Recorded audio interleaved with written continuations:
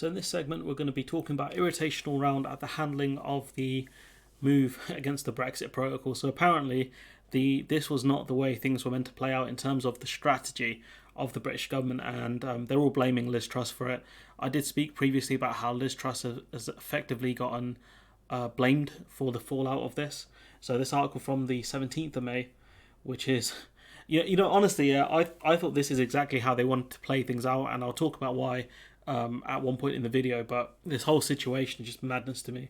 So given that it's just announced the bill that could spark a trade war in the middle of a cost of living, and to be fair, they've announced it, but they actually haven't given out the draft legislation, even though they said that would be ready last week, and it's not ready yet. It's remarkable how often members of the government say that what they want is for everyone to calm down, but they're the ones stoking the tensions, them and the DUP. The intention is to legislate is now formally announced, but when will the bill be seen by MPs is intentionally unclear, and obviously the fact that the House of Lords can block it. So this whole charade doesn't make any sense. Brandon Lewis says it was never meant to be this week. Of course it wasn't. Now the only commitment is before the summer. And I saw a separate article from Brandon Lewis which said the legislation won't come out this month, and I'm just like, what?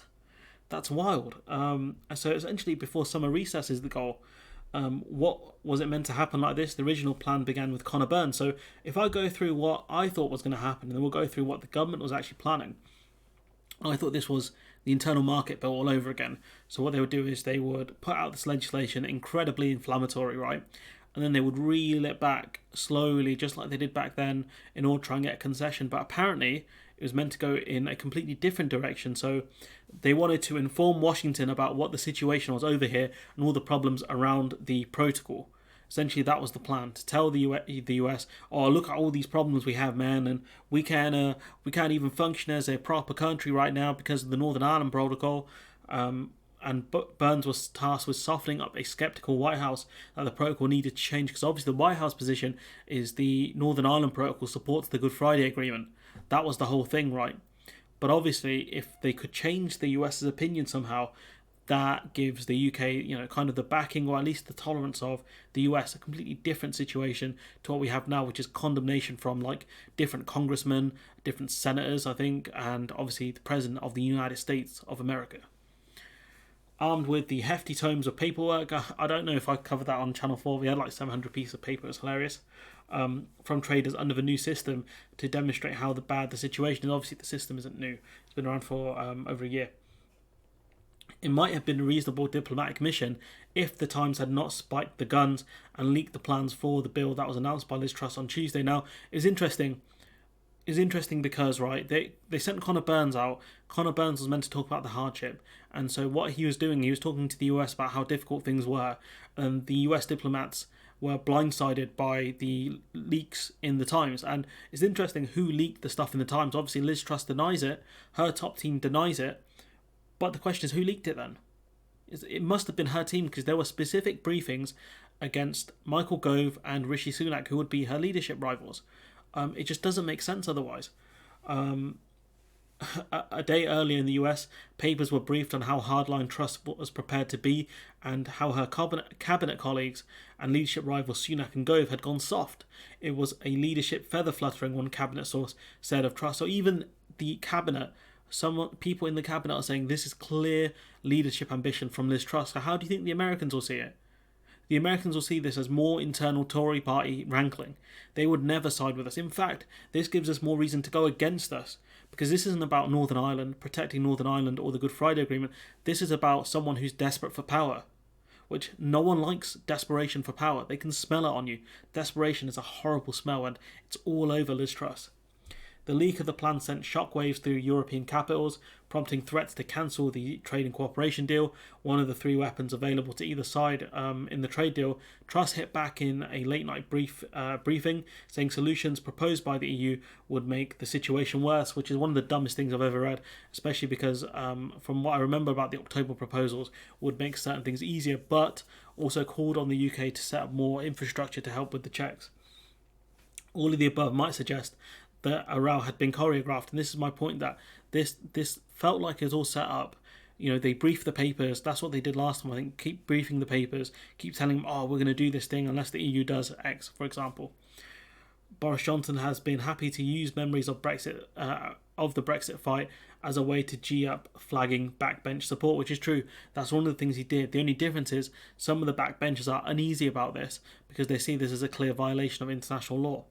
Sources close to Johnson seem genuinely miffed, and there has been no attempt to disguise the irritation with Truss over how this has been handled, which again is true that they are very much annoyed at her. She's been condemned by Theresa May, Simon Hoare and other Tory MPs about this.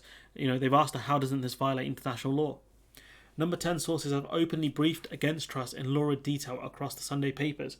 Even on Monday, obviously last week, they were emphasising that Johnson had firm words with his foreign secretary and told her to cool things down. And this is one of the key points here, because let's not forget Boris Johnson is the executive. So if it's the case that Boris Johnson told her to sit the hell down, what that tells you is this was not the plan.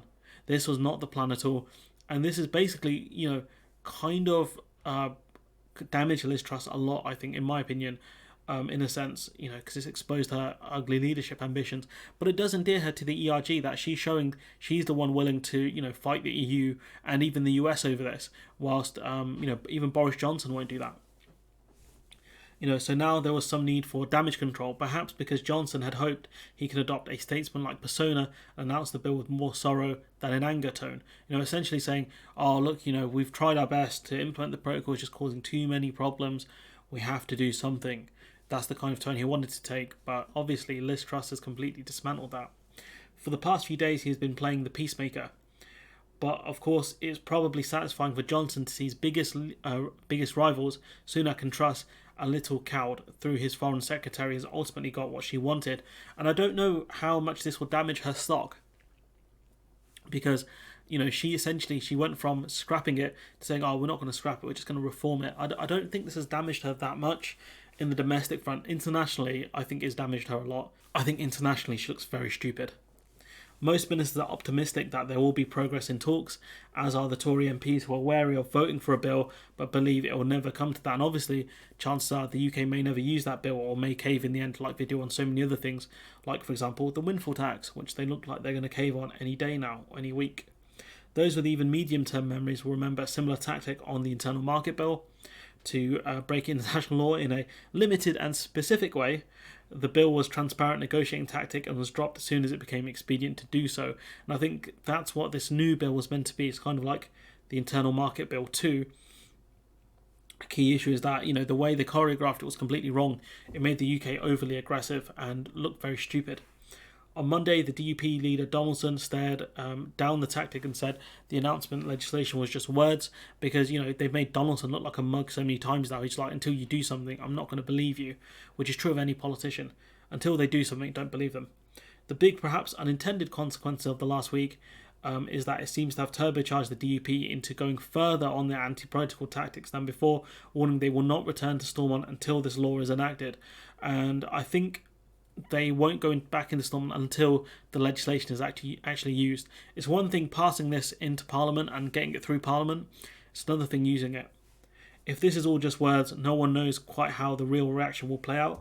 And, based on what Liz Truss originally said, which was scrapping the protocol, she's dialed that back significantly. If we actually look at the things that the bill would include, these are some of the bullet points, because they haven't actually shown the draft legislation yet. You've got green lanes and red lanes for goods travelling between GB and NI. The EU proposed, or at least the UK proposed, a trusted trader scheme last year. It fell through because of the UK doing stupid stuff and adding stuff unilaterally. Ensure goods moving between, staying in the UK are freed of unnecessary bureaucracy if they're not destined for the UK, destined for the EU. And again, how do you do that? There'll always be some sort of paperwork, because you're going to have to prove where they're going. Something will have to be checked. Most things would have to be checked because you're going to have to know where they're going. How do you know where something's going if you don't check on it, as many commenters have pointed out to me? Remove regulatory barriers to goods made in UK standards and sold in Northern Ireland. That won't happen because Northern Ireland are effectively in the EU single market for goods, which means that the goods made in Northern Ireland have to adhere to EU standards. Not going to happen. Choosing between UK or EU manufacturing standards, not going to happen. That give the UK government power to decide tax and spend policies across the whole of the UK. So obviously that would be things like VAT and other things in Northern Ireland, which I can see that one going through. I think that one's not too bad, because different EU member states have VAT rates at different levels. I think Ireland has very low VAT rates, and it will address issues related to governance, bring the protocol in line with international norms. Again, no idea what that means, but you can see overall what she originally promised in scrapping the protocol has not happened, and she can blame Boris Johnson for that. But I feel like this has taken her down a peg or two. She's been a lot more quiet, I think. But the simple fact is, this is not how the Tories wanted this to play out. And I just wonder, would their original strategy, how much better would that have been?